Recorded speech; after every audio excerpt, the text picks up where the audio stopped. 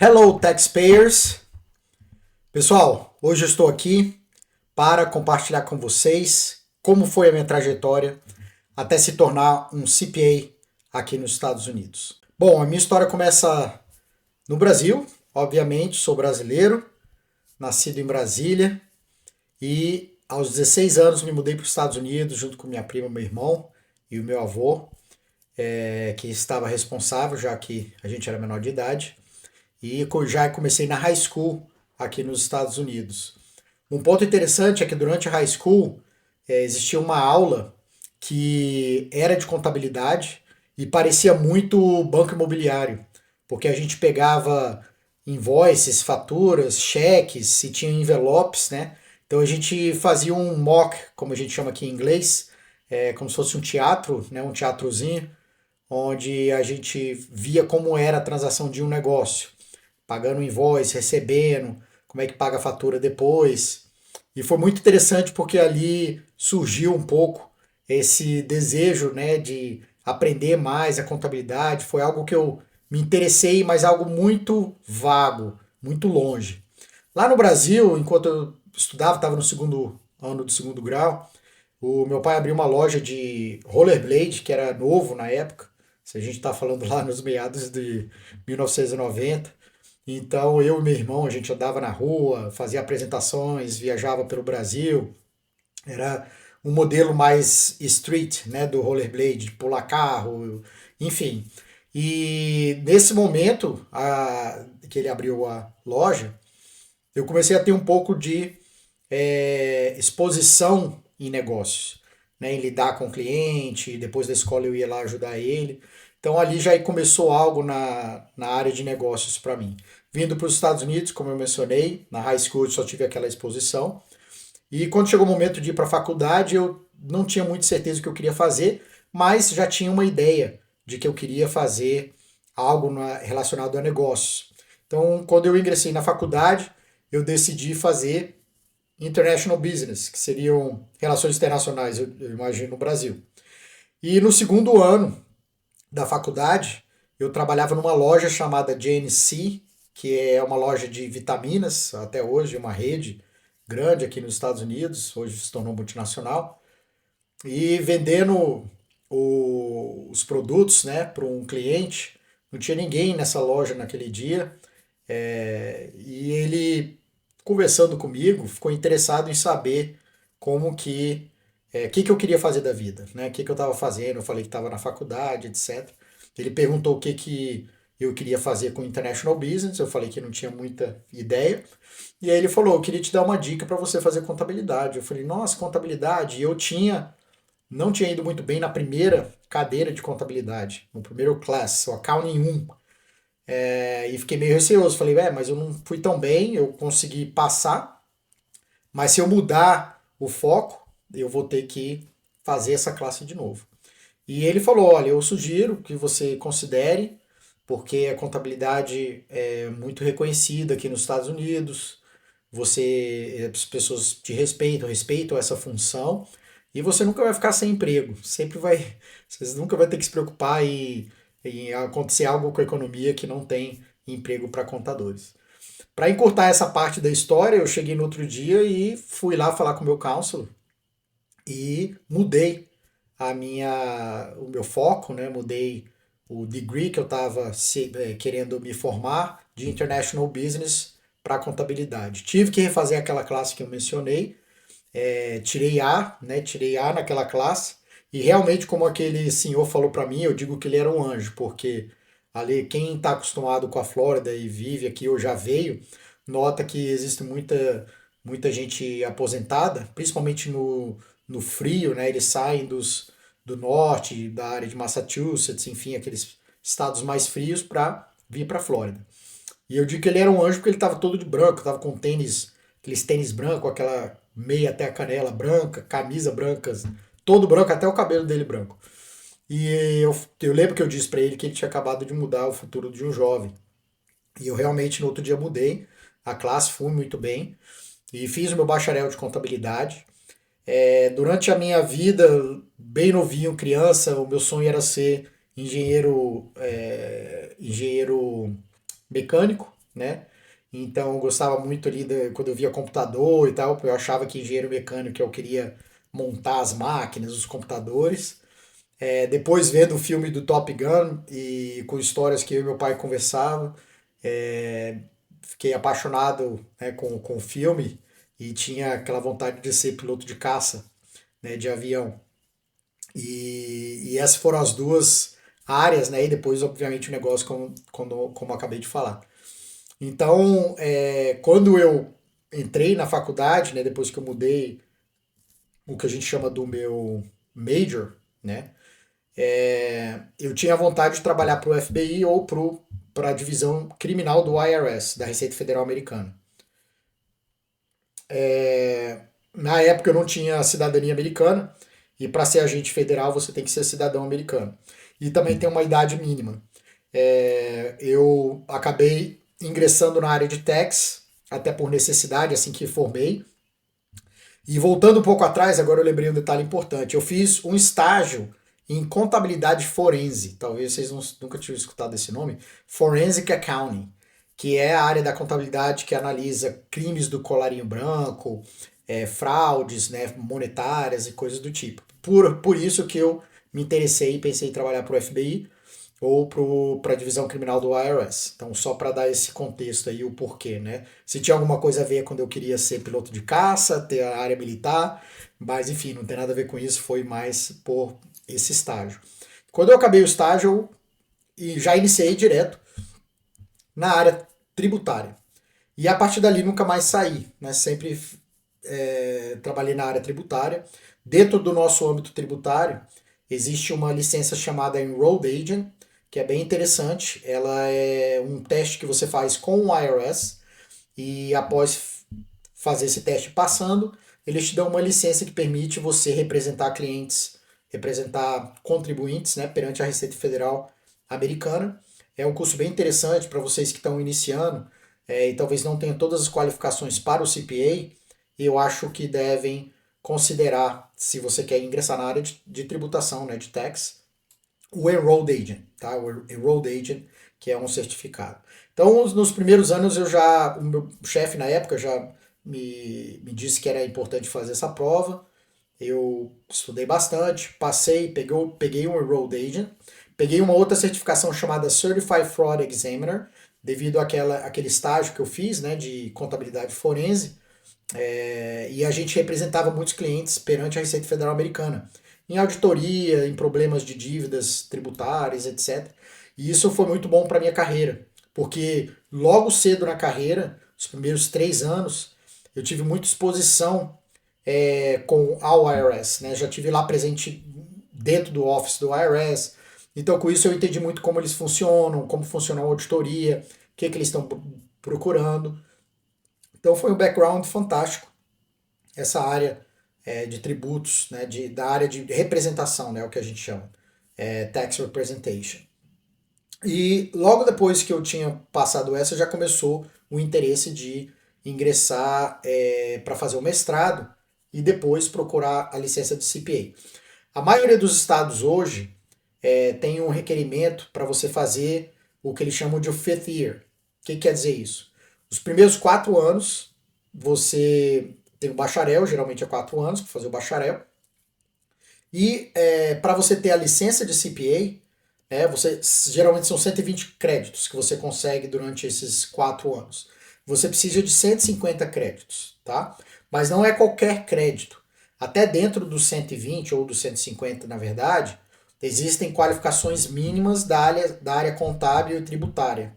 Tá? Então, se você fez biologia, por exemplo, ou medicina e quer ser CPA, provavelmente vão ter várias classes, né, cadeiras que você precisa fazer para ter o mínimo de escolaridade na área contábil. Tá? Então, isso é uma questão estadual, mas a maioria dos estados tem esse requerimento.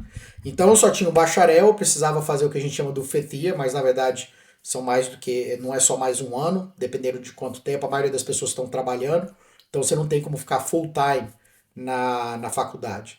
Então demorou um tempo para eu conseguir fazer os requerimentos e acabei fazendo um mestrado, né, na área tributária também. que aí eu sabia que eu não precisava me preocupar com os créditos mais, os 150 créditos que eu acabei de falar. Então eu comecei a fazer o estudo para o CPA Exam. Eu não passei nas primeiras. Passei na primeira parte, eu fiz a parte mais fácil para mim, que era a parte tributária. Era onde eu tinha já alguma experiência. E são 4 partes o CPA Exam. Né? Eles têm 4 partes, mais ou menos 3 horas e meia, 4 horas e meia de prova cada parte. Antigamente você fazia isso em 2 dias, e se não passasse tinha que esperar 6 meses. Hoje em dia você tem alguns meses que está fechado, não pode fazer, mas você pode pegar uma parte só das 4 e também pode fazer múltiplas vezes durante o ano. Né? Tem os períodos que você pode estar fazendo a prova do CPA Exam. Então, quando eu não passei na segunda parte, pela primeira vez, aí eu viajei não, me mudei para a Alemanha por um ano. Eu fiz um sabático, uma missão que estava bem próximo do meu coração na época de fazer. E o que acontece é, quando você passa a primeira parte do CPA Exam, você tem 18 meses para passar o restante. E quando eu fiquei lá nesse tempo, já fazia algum tempo que eu tinha passado a primeira, lembra que eu não tinha passado na segunda. Então quando eu voltei, começou tudo do zero. Eu tinha feito a aplicação para um estado que ainda permitia você fazer só com bacharel, não precisava de mestrado, né, o do fifth year, que a gente chama. E só que quando eu voltei, eu já pensei, não, vou terminar o mestrado. Então não tinha terminado o mestrado até essa ida à Alemanha. Quando eu voltei, eu foquei no mestrado. Demorou alguns anos, eu já tinha uma filha pequena, foi difícil estudar. E finalmente finalizei o mestrado e meu foco foi 100% no CPA Exam. Esse período demorou 8 anos, se eu não me engano, desde a minha formatura até passar nas 4 partes. E é muito complexo a prova. Eu digo para vocês que querem ser CPAs, não se assustarem, né, com o processo, e que o CPA ele não é uma prova que está testando a sua inteligência. Pelo contrário, ele está testando a sua resiliência. Né?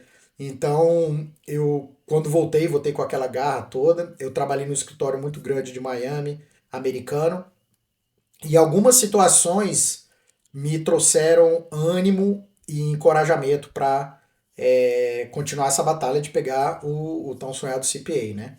E uma delas era uma colega de trabalho, que era uma mãe solteira. Ela devia ter uns, eu diria, 7 a 10 anos mais velha do que eu. E ela trabalhava muito, porque na área de imposto, vocês sabem que tem a temporada, né? Então a gente trabalha muitas horas, cuidando de um filho pequeno, eu acho que ele devia ter uns 6 7 anos na época. Ela fez o mestrado à noite e também passou no CPA Exam, nas 4 partes, né? Ela teve que repetir algumas vezes, mas foi um período para ela também, né? Um período de alguns anos até ela conseguir. Então eu vi aquilo, né? Ela sem suporte, sozinha, conseguindo passar, e eu tinha o suporte, e me vi nessa obrigação de ter que passar. Uma outra situação interessante é que durante o meu mestrado, tinha uma russa na minha classe que ela já tinha um mestrado de contabilidade e estava fazendo um mestrado tributário e já era CPA, né, na verdade. Então ela só estava fazendo porque ela queria ir para a área tributária. E ela falava muito mal inglês, escrevia muito mal inglês, e eu ficava impressionado como que ela conseguia, né, até passar na nossa aula. Ela pedia muita dica, quando tinha de grupo ela estava no grupo. E o interessante que dela, ela mostrou que foi, como eu falei antes, a resiliência e a disciplina de você se concentrar e falar, não importa como, esse é meu objetivo e eu vou alcançar ele, não importa como. Então essas duas pessoas, né, elas nunca souberam, talvez nunca vão saber, mas me incentivaram muito, não pelos que elas falaram, mas só de eu ver o exemplo, né, do que elas fizeram.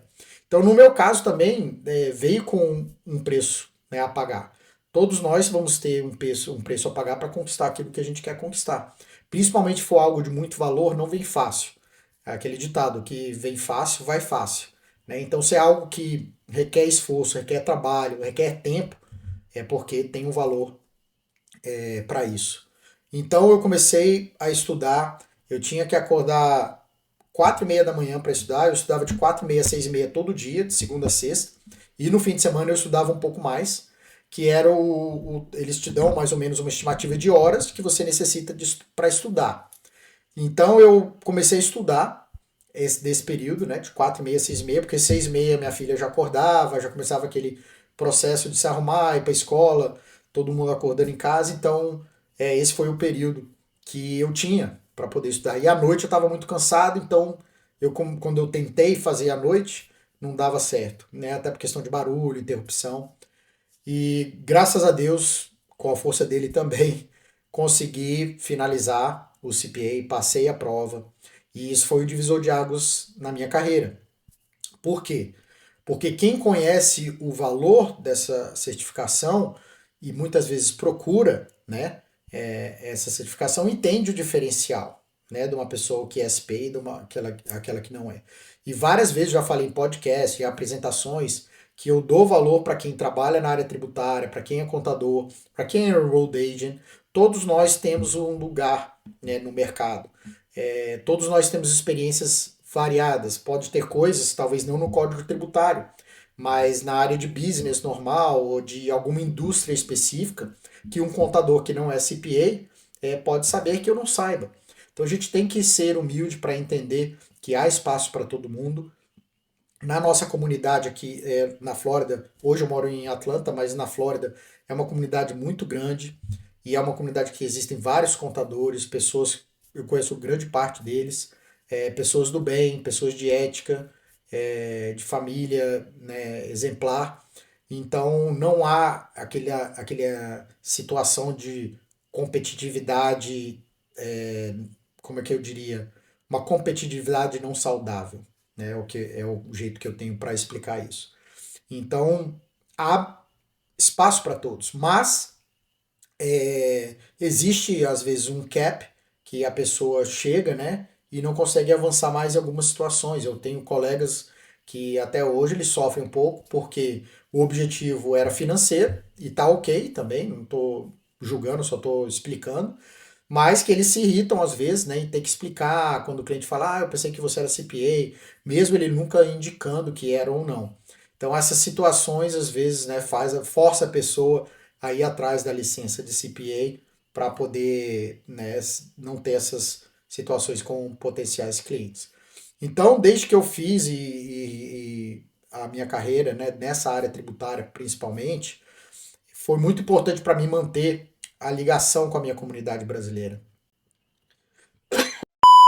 Eu digo que essa ligação com a comunidade brasileira me tornou o que eu sou hoje, conhecido na comunidade, sempre fiz meu trabalho com muita dignidade, com muito esforço, sempre com o meu cliente em mente, tentar fazer o melhor para o meu cliente. Aqueles que me conhecem sabem o diferencial de atenção com o cliente, de poder estar disponível para os meus clientes. E com o crescimento da comunidade brasileira, eu me destaquei até mesmo antes de ter meu próprio negócio, depois eu fiz uma fusão, mas mesmo sendo funcionário de um escritório grande americano, dentro desses escritórios eu me destaquei devido à língua, né, o português, e por estar naquela região onde tinha muitos brasileiros, foi uma chave, né, foi uma porta que eu tive para poder me destacar e crescer mais rápido do que os meus colegas. E hoje estamos cuidando de muitos brasileiros. Na minha carreira, tive o prazer de conhecer clientes que se tornaram amigos, pessoas que foram cruciais na minha trajetória de vida, e até hoje são. Então, esse percurso, essa trajetória minha chegar onde eu estou aqui, foi um período longo, que não foi fácil, teve muita disciplina da minha parte, muito cansaço da minha parte, mas que eu tinha aquele objetivo e eu segui e fui até em frente. Então, essa é a minha jornada de como me tornei um CPA aqui nos Estados Unidos. A jornada de cada um de vocês vai ser diferente, para vocês que querem ser um CPA. Para vocês que só são seguidores, não, só não, né? Mas vocês que são seguidores, mas não querem ingressar nessa carreira, ou que você é um cliente, ou potencial cliente, ou só quer entender mais no nosso canal sobre a área tributária, contábil e de business, tá aí o meu background para você saber como que eu cheguei até ser um CPA nos Estados Unidos e ter essa licença que é almejada por tantos, principalmente na área contábil. Hoje, em 2002, foi quando eu me graduei, né? Eu estou fazendo esse vídeo agora em 2024, então são aí um tempo de 22 anos dentro dessa carreira aqui nos Estados Unidos. Vou deixar muitos outros vídeos para vocês. Quero chamar a atenção para vocês curtirem essa postagem. Clica aí no subscribe, assine o canal, coloque também o sininho para quando eu colocar novos vídeos você ser notificado e compartilhe com aquelas pessoas que você acha que vai ser importante ouvir e ter a informação desse vídeo. Até a próxima!